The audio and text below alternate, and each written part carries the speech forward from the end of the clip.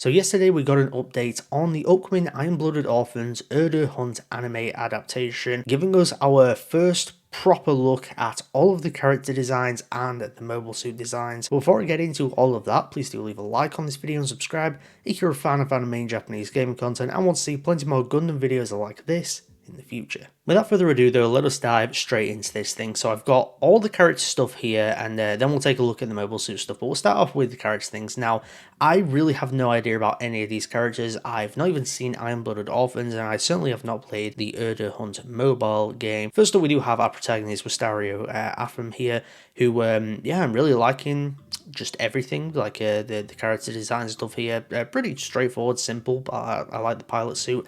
Not really anything much to say here, but I mean, it looks good. The character designs all do look pretty good, I gotta be honest. Demna Kitako Jr., who I believe is sort of like his kind of caretaker, mentor kind of character that we will see. And yeah, I like this guy's character design. I like, the scar on the face. I think it looks really cool. Here we have Coronel Joza, or Zoza, I don't know how you pronounce the name, but I got to be honest, out of everything I'm seeing from character designs for this film, I really love the female character designs in particular. They're just more exciting looking, if that makes sense. The clothing, the hair color, the eye color, all that kind of stuff. I just think they've got far more like interesting character designs. And yeah, this is definitely one of them. Really just liking the whole color scheme of this character here. We've got Renzi Dablisco, who I do quite like this character. Again, like a lot of the male characters in this, I feel like have a very military look to them, which makes sense considering like what Iron-Blooded Orphans is like. Is generally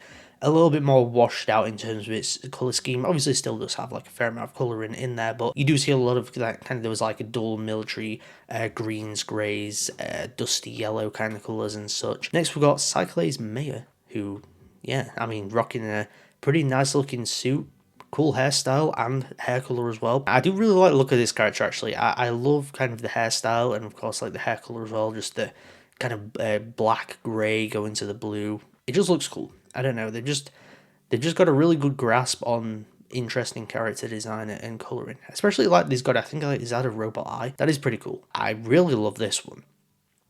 So this is a Kata Inoshi. Yeah, again, just and all these designs look really cool. There's something about, I don't know whether it's Iron-Blooded Orphans in general or maybe just with this film because it's newer, but the designs look so crisp and clean. I mean, you look at this, the art is just, it just looks clean. There's no better way to describe it than that. I just love what's going on with the hair here, with kind of the white grey with black highlights, kind of like hazel orangey kind of coloured eyes. Really, really good design. I just love the colouring on that. Next up, Dexter, which is a pretty funny name. It's kind of one of those names where it just feels very random. The design works for the character, but it's also not super exciting. Then we've also got Sinister as well. Now this is a more interesting character name. You've got Dexter and Sinister, who I guess seem to be partners in some way. They're obviously connected to one another because they are literally wearing the same outfit, but there's nothing much to say about that one. And then we've got Andy, again, a very normal name. The character design's fine, it's just nothing too exciting, I guess. Beto, very like western cowboy kind of look, especially this overcoat bit here, of course, with like the feathery look. Very western looking, which I don't mind. I think it looks pretty cool. Now this one might be my favourite character design in this, from everything I've seen, not only from just like a character standpoint, but also the mobile suits as well. I think this might be my like favorite design period. 80s looking. I mean, you've got the really big hair. You got like the pink like sweatband as well. It just looks, is obviously very 80s inspired. Even like kind of wearing a bit of a jumpsuit as well. Of course, like the zips down a bit. You've got the tube top as well. I just have a feeling I'm really gonna like this character. Kind of the vibe I get from her. Yeah, Tamami Rakau. Definitely a character I'm going to be keeping my eye on. Next up, we've got Romzan. Now, I really like this guy, looking very, very dapper. This burgundy suit, great with the gold chains, everything. Now, this guy's got seriously good fashion sense. And then this guy, Aiko-zan, again. Very interesting fashion sense, but in a very different way. Kozo Mendo. Again, pretty bland character designs, nothing really to discuss there. Palsite Josa. Once again, I think there's quite a few characters that look like this, but again, I love the combination of the hairstyle, the hair color, the eyes. They just really got it down with the female characters in particular. And again, we've got a very similar looking character here. Once again, I just love kind of the color highlights they're putting into the hair as well. Yellow, blonde, kind of going into some like lime green highlights. Really like that. I like the dress as well with bits of teal, kind of like a very pale blue tint of green to it as well. And here, once again, great combination of hair and eyes. Pretty kind of more generic, I guess. Not the most interesting combination, but still it looks good, stands out, and the pink on the dress looks good as well. We've got Slice Joseph. Not the most exciting combination. Got like brown eyes, silver hair, but still just very well designed. Like all like the color schemes and all that kind of stuff. It's just all very well designed stuff. Same here. Black hair. What's that, green eyes, I think. Yeah, it kind of looks like a very like dark green with like a hint of kind of teal in it as well, and then the dress. All these characters look very similar that I've just been going through here. About Joser as well, I really like that orange look. They've just nailed down the looks of the characters, the color schemes, all that kind of stuff. Speaking of nailing character looks down, this is certainly an interesting, especially the face. No, I mean this guy's got. I want to say he's got yellow teeth, but I'm pretty sure they're supposed to be gold teeth. Quite an interesting design there. We'll move on. Weird design. Like I'm not vibing with these two that we've just seen there. I don't know, but I like this guy's design, Lon Bron. I mean, look at this outfit. Like the teal, kind of like jade green with the blue symbol. Kind of got a bit of yellowy gold mixed in there. The hair with the ponytail. Yeah, they got that look is nailed down. I really like the look of that character. Again, Ukina Uroka. Really good color scheme stuff. I'm not the biggest fan of the eyebrows. The eyebrows just look weird. Yeah, I'm not vibing as much with this character as some of the others, but again, I just like the color scheme. And that is it for our characters. So now we can move on to the mobile suits, which I know a lot of people will probably be more excited for. Starting off with the Gundam Hajiraboshi. I mean, it looks alright. I'm not the hugest fan of Iron-Blooded Orphans mobile suit designs. They're not bad, and there are some like really good standouts, but there's something about the high heel bit. I like the top half, but I'm really not a big fan of the legs. And it's going to be the same with every single one I talk about here. I'm just not a big fan of the designs of the lower half of the body. The top half looks pretty good though, and I do like that. And you see it from the back. I think from the back especially, it's got a very like samurai look with like the shoulder pads and just the way that like almost the arm is like sectioned in a way. I don't know, there's something about it, especially just from the back. That's the vibe I get, but looks pretty solid. And then next up, I think is the second form of the Hajiriboshi, which I do like more.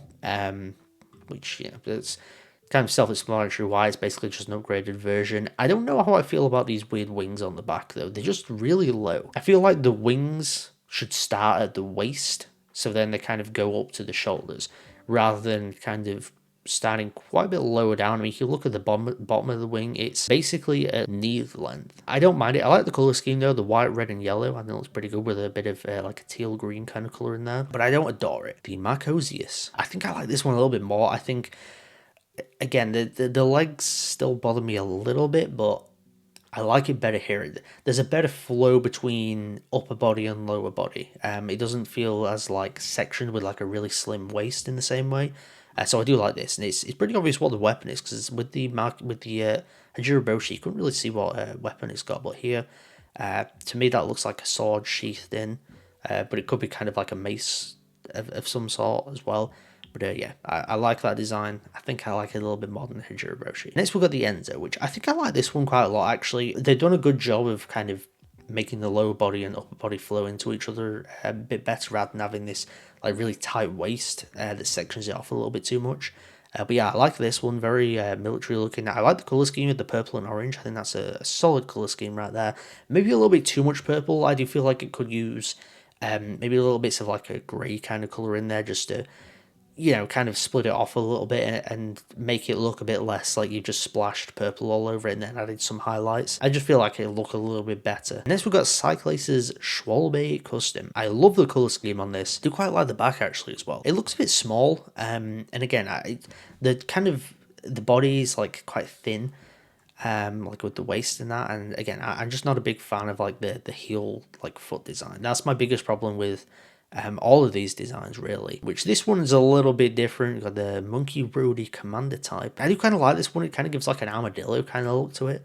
It's cool. It's cool. I mean, a bit of like a Zegok kind of esque look in terms of like kind of the bigger, like rounder kind of shape to it and that. But I like the color scheme again. The white and orange looks really nice with a grey, and I think they've really well implemented kind of a lot of the dark colors, unlike with the previous one that we just talked about. So I like this design. Next we got the Hakugo Commander type. Now I really like this one because this just looks solidly made. It doesn't have the heel look to it. It's a nice well-rounded suit that just fits together nicely. I love the color scheme as well. The orange with a bit of like a dark indigo purple, maybe like a dark navy or something like that, and then bits of grey as well, little bits of white. It's just all around just well crafted. And also you got this girl as well. Not only is the character design great, but her mobile suit design is also great. So I have a feeling I'm really gonna like this character and everything that she has to offer. And next up we got the G-Rail GP in gorgeous pink.